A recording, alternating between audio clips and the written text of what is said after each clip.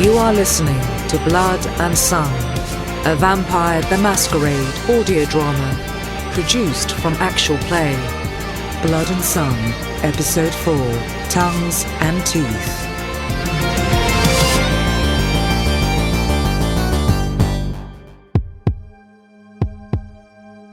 The rising sunlight glistens over the white sand beach near Haulover Park. It's early. Most people are only now waking to start their day. As the sun continues to peek over the horizon more and more, a couple takes their morning jog. A proud ritual of a timely trot they make each day. Their athletic wear, bright, new, designer, clearly expensive. Either could have been a model or an actor in an earlier decade, but the corporate lifestyle has taken a unique toll on their very souls, weighing them down greater with each passing fiscal year. Even now, in this daily escape, an accessible paradise of surplus of which mankind has never experienced before, a beautiful morning greets them, but they don't notice nor care. They are consumed by the decade, by their hubris, and most importantly, themselves. So I told Anderson, I don't care what the Ruskies are doing in Afghanistan. Can you close the Fisher account or not? It's simply ridiculous. I don't know where they keep finding these people. Just yesterday, I had to explain to my secretary the difference between oaked and unoaked. That imbecile Steve ordered oak Chardonnay when we were hosting Jean-Marie Oliver. Jean-Marie Oliver! But he's French. I know! What the hell was Stan thinking? You just can't find good help these days. Ugh. Wait here, honey. It looks like some nude bum's asleep on the beach. Again? Should we call the cops? I'll handle it. Don't worry. Be careful, babe. They look like they may have diseases. Wait. Oh my God!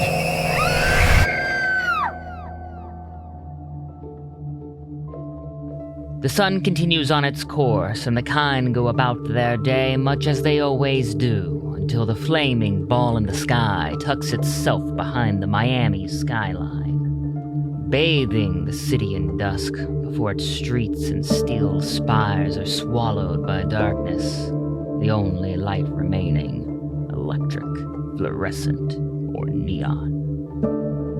Caleb's cash-only scrap and salvage remains dead, no signs of stirring until deep within, in an office that most would consider disorganized. A desk lamp flickers to life, its small chain pulled by an undead hand. Claire Mathers moves to turn through a well-used phone book. The margins of its pages smeared and spotted with engine oil and grease. She stops, fingers tracing the number for the Plymouth Hotel's front desk.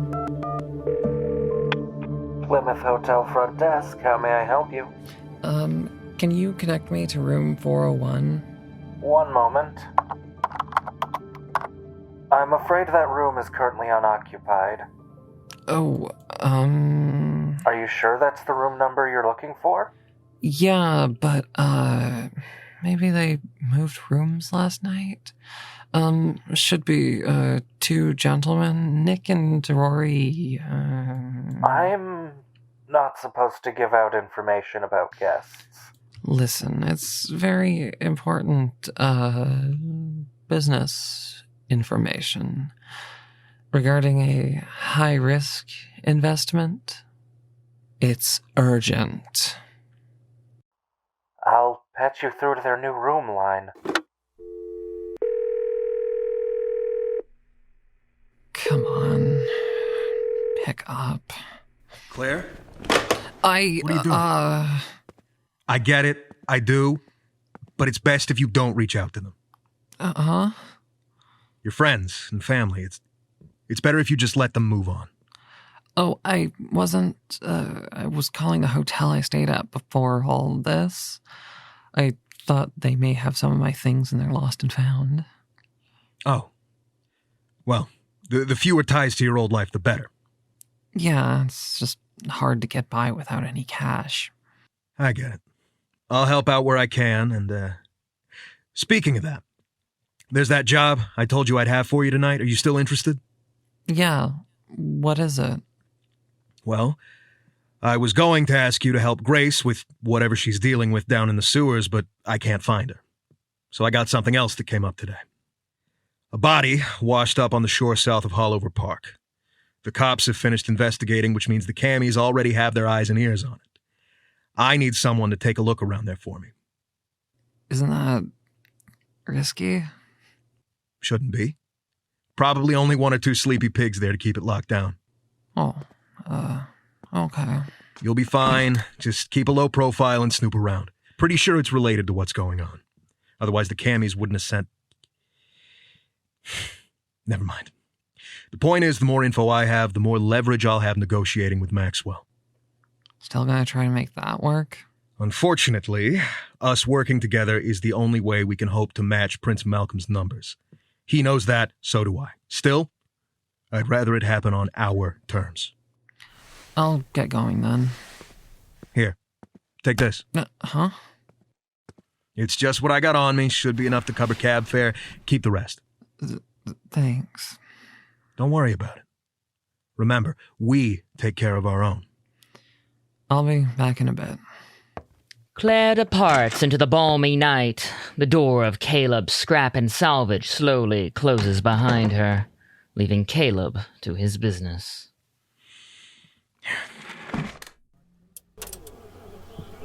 She'll be fine. Caleb, scrap and salvage. Hello? Hello?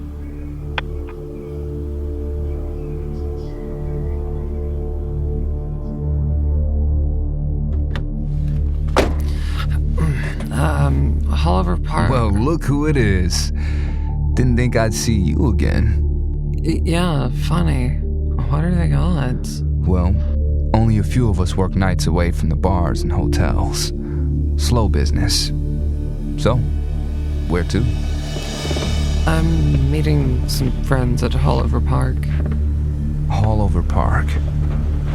Sure thing. Decided not to stay with that friend in South Beach? Huh? You're a good sprint from where I dropped you off.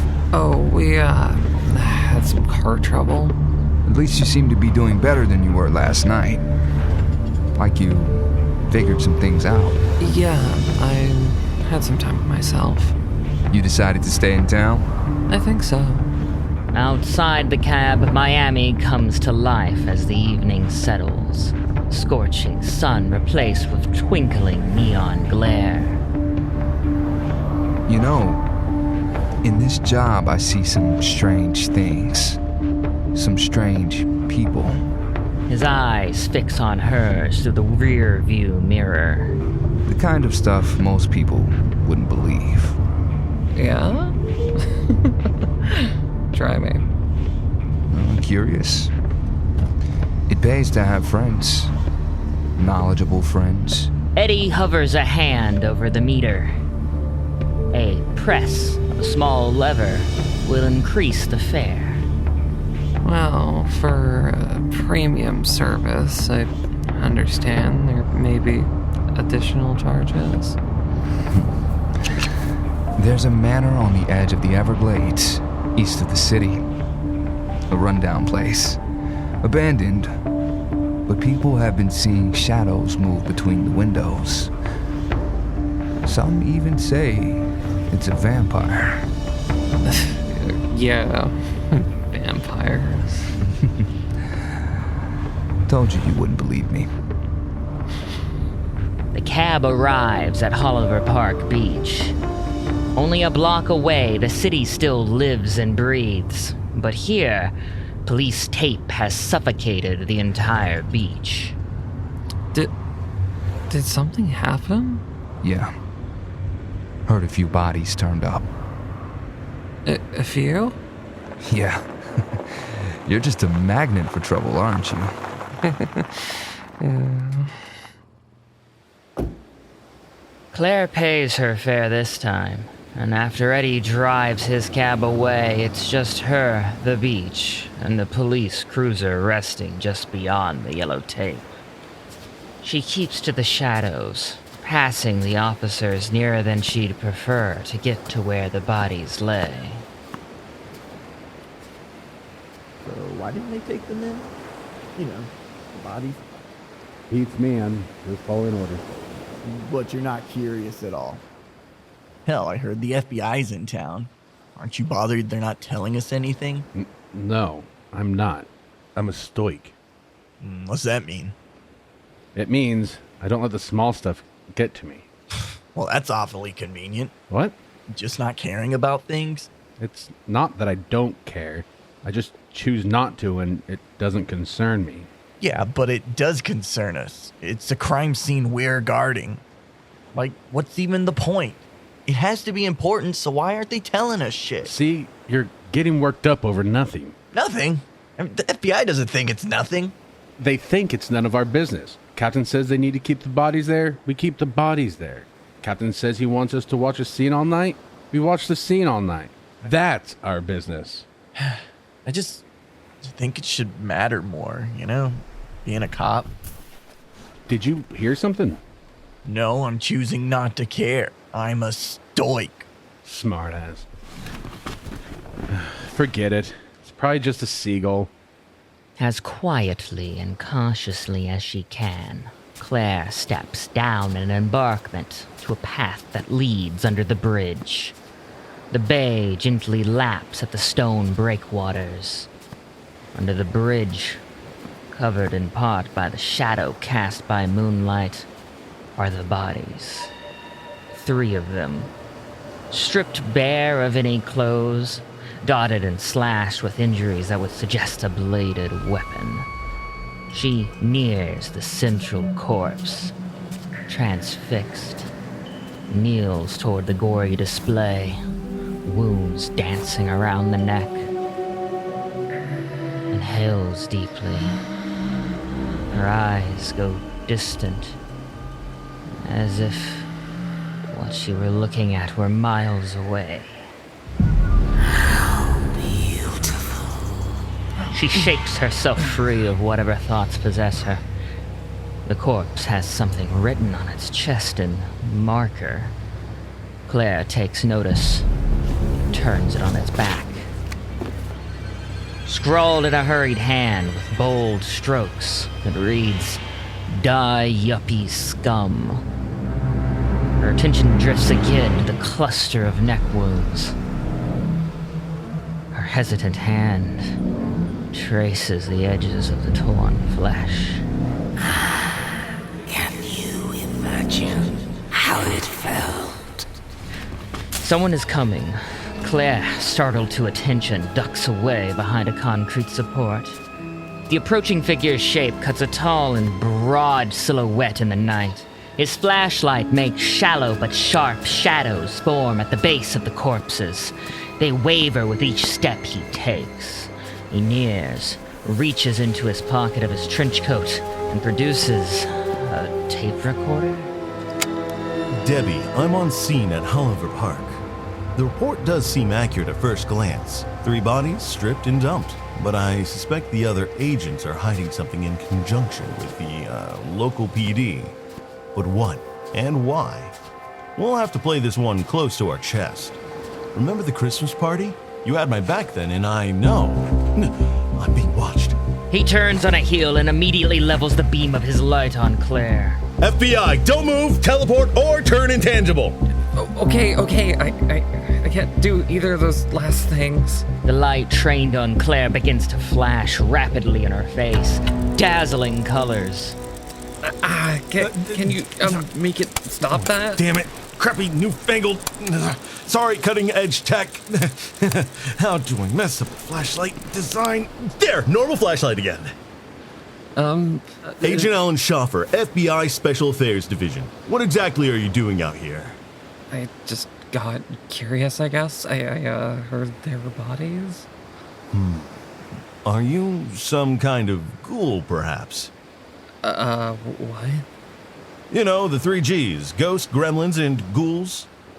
Nope. Normal civilian.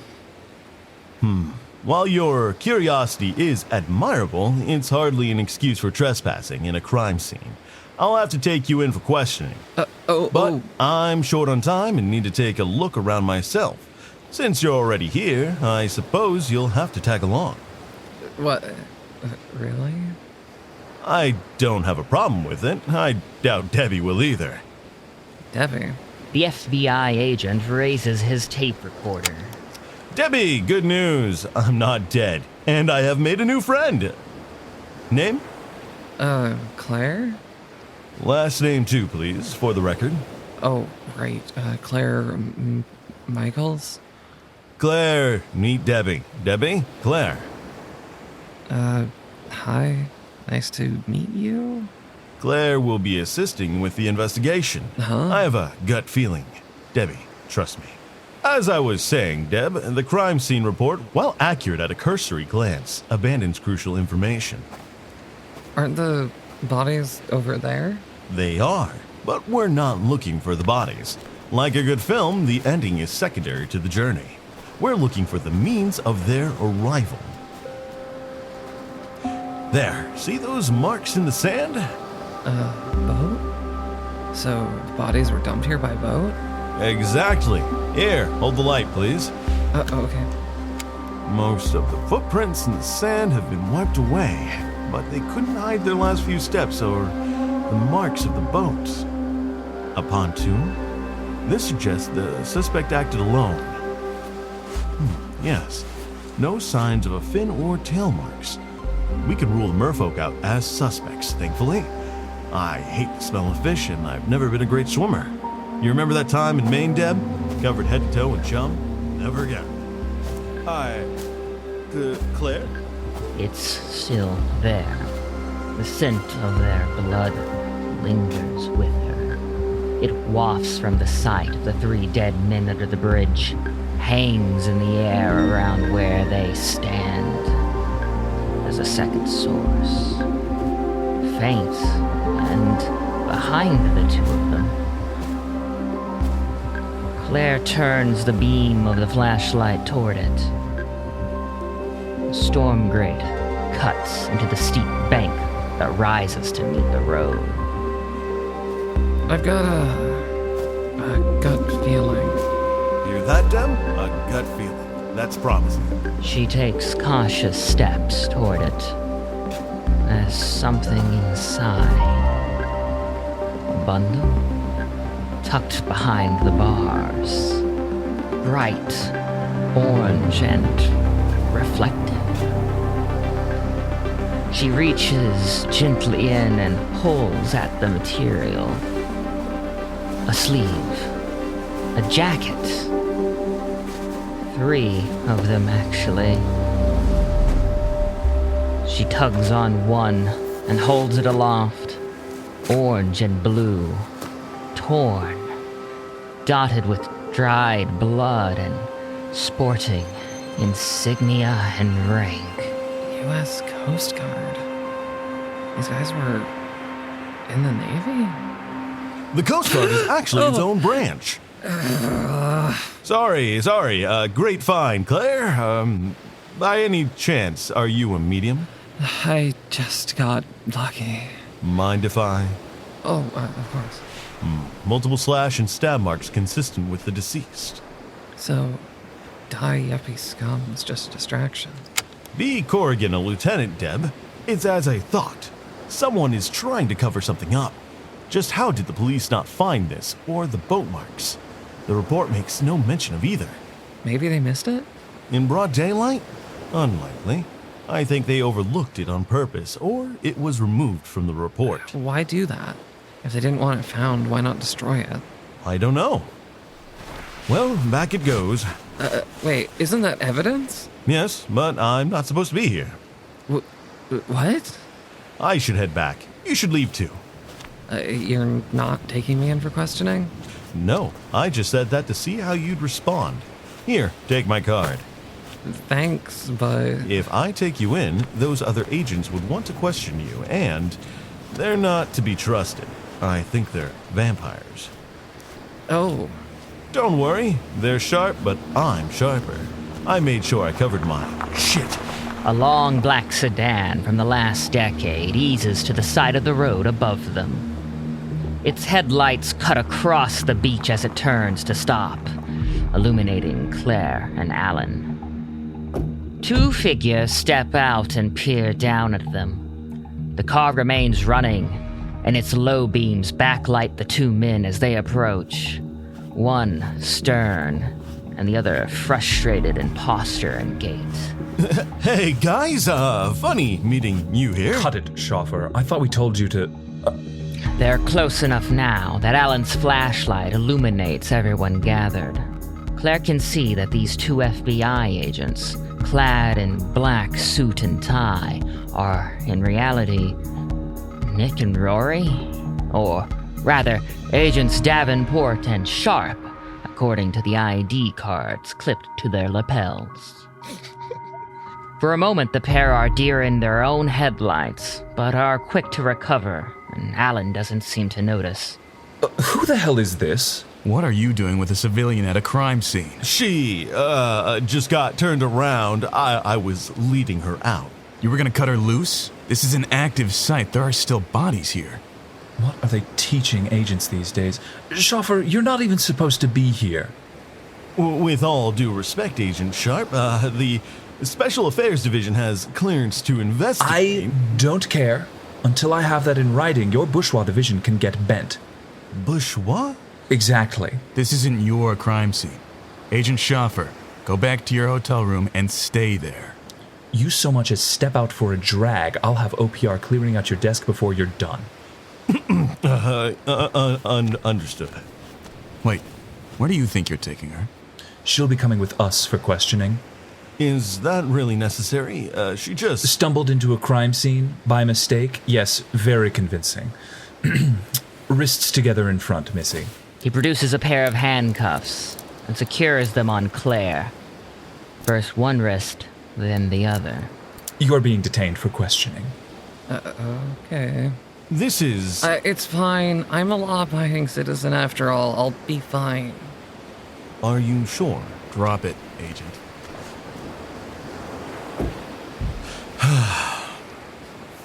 Fucking vampires. Claire slides into the back seat of Rory's car, a late 60s Lincoln Continental, upkept well and clearly cared for. She remains cuffed and struggles to adjust herself on the leather bench seat. You drive. Sure thing.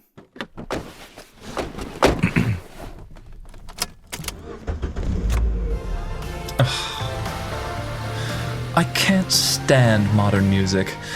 What is it with your generation and this electronic nonsense? Don't they understand that instruments need to breathe like people? Otherwise, there's just no soul there. Can you uncuff me? Where's the wind, the brass?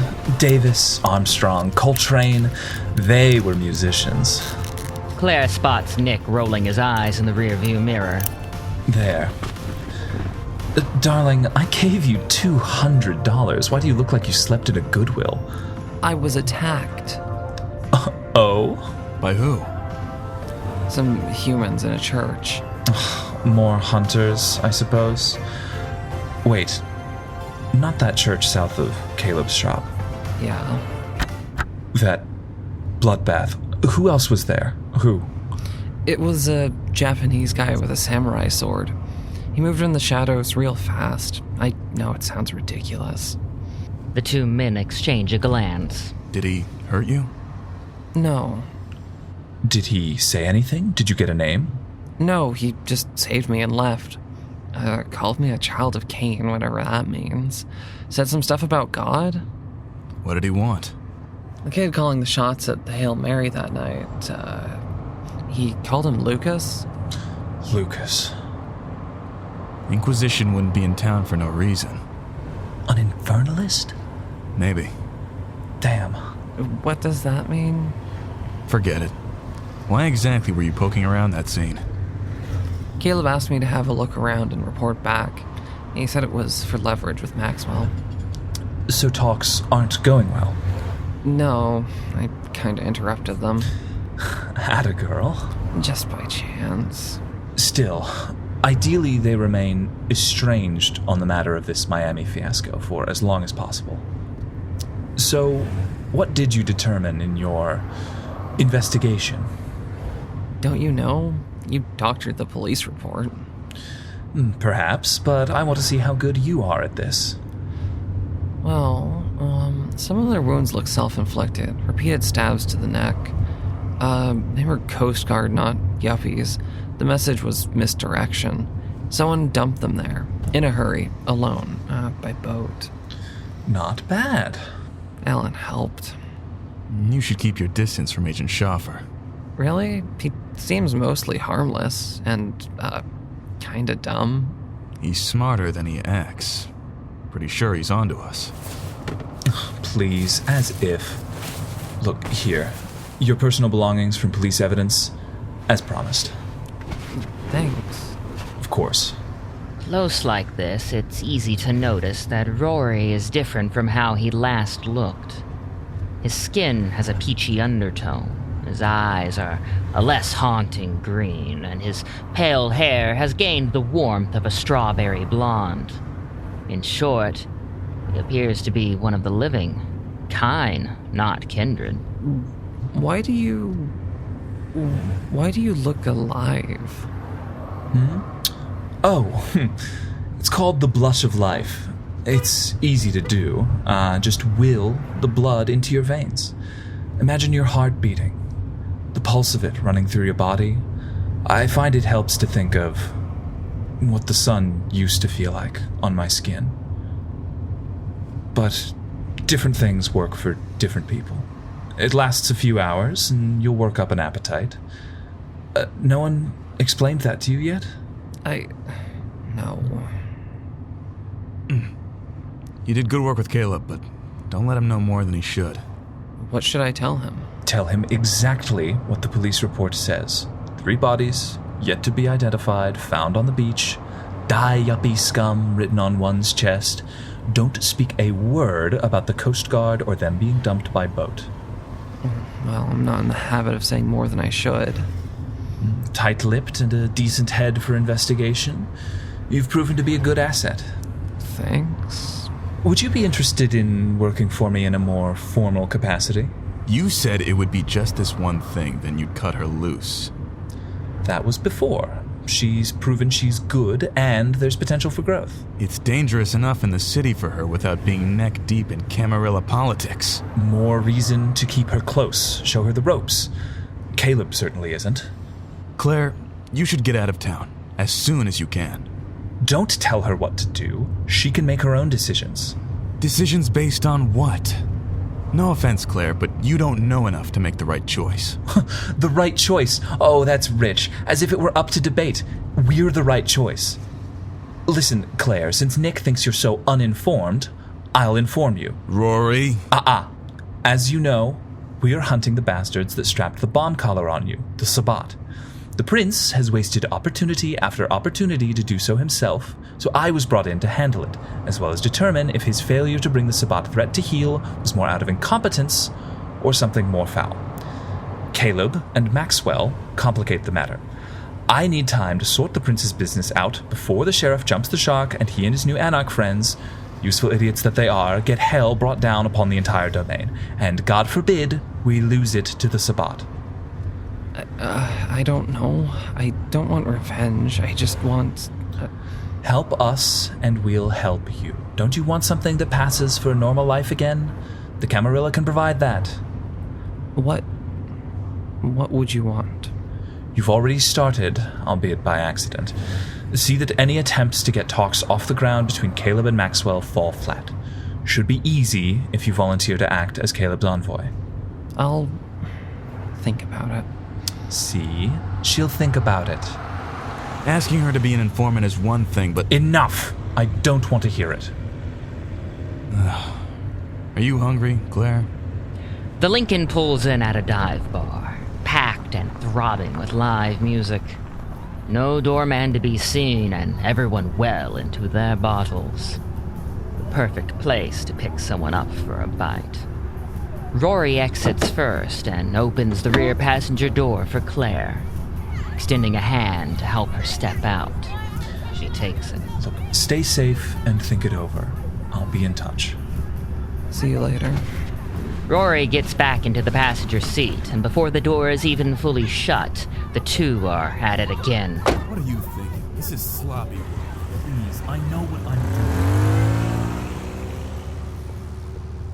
You're still just attached to that old sidekick of yours. Caleb will be fine.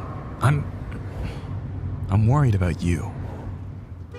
The long black sedan slips behind a corner store, and Claire is left alone to gather herself for her meal at the Sloppy Seconds. The dive bar is clearly popular, even with a name like that, but it's rough-looking, as one would expect from the name. Her approach alone catches a few glances from patrons due to her disparate aesthetic. She enters, surveying the options from the door. Okay. Simple. Just like... Well, not just like... But... Something's not right. Deja vu? Then she sees something. Or rather, someone. Person who shouldn't be there. Who shouldn't be alive. Or maybe he isn't. The lead singer of the live band meets her eyes, just as recognition dawns on her face. Greg notices her too. I've been watching and waiting and anticipating from the shadows. The best things in life are worth taking the time, so I'll take you slow, take you slow.